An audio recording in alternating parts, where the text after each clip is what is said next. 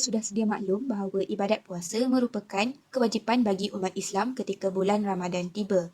Ibadat puasa bukan sahaja menjadikan seseorang Muslim itu dekat kepada Tuhan Yang Maha Esa, malah menjadikan seseorang itu bersabar dalam menghadapi tugaan dan ujian sepanjang berpuasa dan mendidik seseorang insan bersyukur terhadap setiap pemberian serta nikmat yang dikurniakan oleh Allah SWT. Ibadat puasa ini bukan hanya disyariatkan kepada umat Rasulullah SAW sahaja, malah ianya sudah dilakukan oleh nabi-nabi yang terdahulu lagi walaupun syariat mereka berbeza. Selain itu, ibadat puasa bukan sahaja memberikan jaran pahala kepada kita, malah ia juga memberikan faedah dari segi kesihatan. Oleh itu, bukan umat Islam sahaja yang mengamalkan ibadat puasa pada hari ini, tetapi mereka yang bukan beragama Islam juga mula berpuasa. Oleh hal yang demikian, kita juga perlu belajar tentang ilmu sains di sebalik pensyariatan puasa untuk mengetahui kesan ibadat puasa kepada tubuh badan kita. Terdapat dua objektif pensyariatan puasa. Yang pertama adalah mengetahui sejarah pensyariatan puasa dalam Islam. Yang kedua, untuk mengkaji manfaat puasa pada kesihatan manusia. Dan terdapat satu isu semasa iaitu kesan puasa kepada pesakit gastrik. Seterusnya, persoalan kepada setiap objektif yang dinyatakan sebentar tadi. Persoalan yang pertama, apakah tujuan di sebalik pensyariatan puasa? Persoalan yang kedua, apakah kesan puasa kepada pesakit gastrik? Persoalan yang terakhir, apakah manfaat puasa kepada tubuh badan manusia? Seterusnya, sejarah pensyariatan puasa. Puasa dari sudut bahasa bermaksud menahan diri daripada melakukan sesuatu seperti makan, minum dan bercakap. Dari sudut syarak pula, puasa bermaksud menahan diri daripada sebarang perkara yang membatalkannya bermula terbit fajar hingga terbenam matahari dengan niat puasa.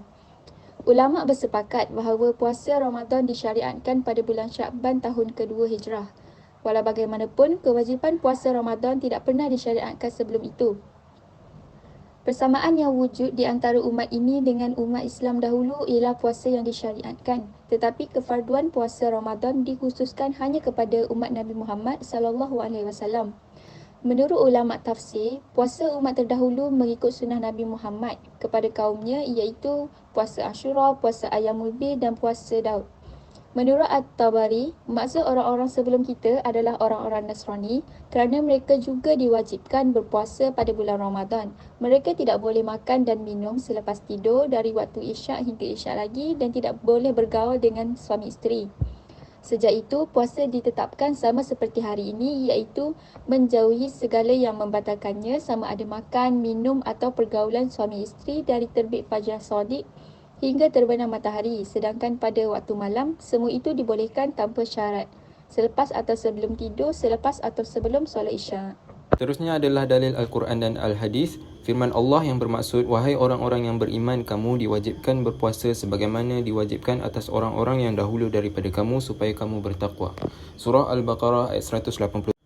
Berdasarkan firman Allah yang berikut, kita dapat mengetahui bahawa puasa merupakan salah satu dari rukun Islam.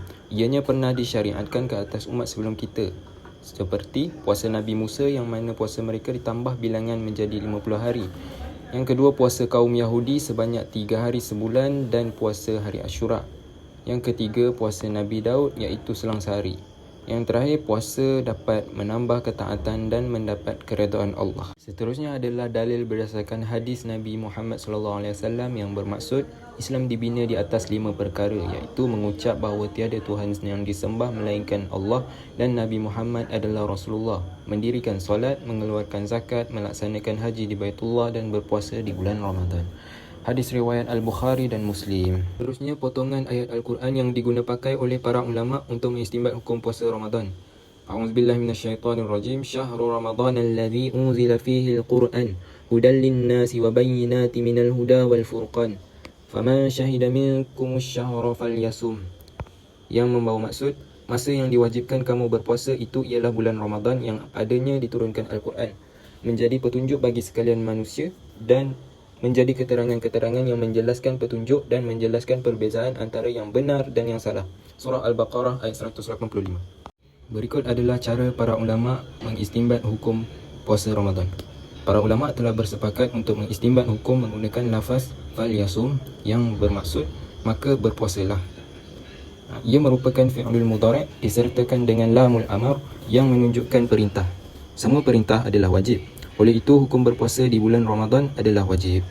Kesan puasa kepada pesakit gastrik ini terjadinya perubahan fisiologi tubuh seperti penurunan berat badan pada minggu awal berpuasa dan juga peningkatan asid di dalam perut semasa perut kosong, terutamanya di siang hari.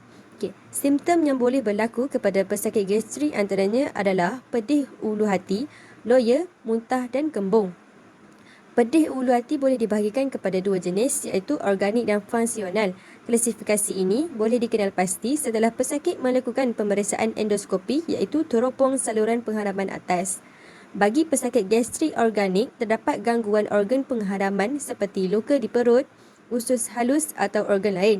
Sedangkan bagi pesakit gastrik fungsional, tiada kelainan yang ditemui. Umumnya, pesakit gastrik fungsional dibenarkan puasa, sedangkan bagi pesakit gastrik organik, puasa dapat membuatkan keadaannya lebih parah jika tidak diselia dengan baik. Memandangkan puasa memulakan kita untuk menahan diri dari makan dan minum bermula dari terbit fajar sehingga matahari terbenam. Ia selalu dikaitkan dengan aspek kesihatan. Puasa merupakan satu rutin yang berbeza bagi umat Islam di bulan selain bulan Ramadan.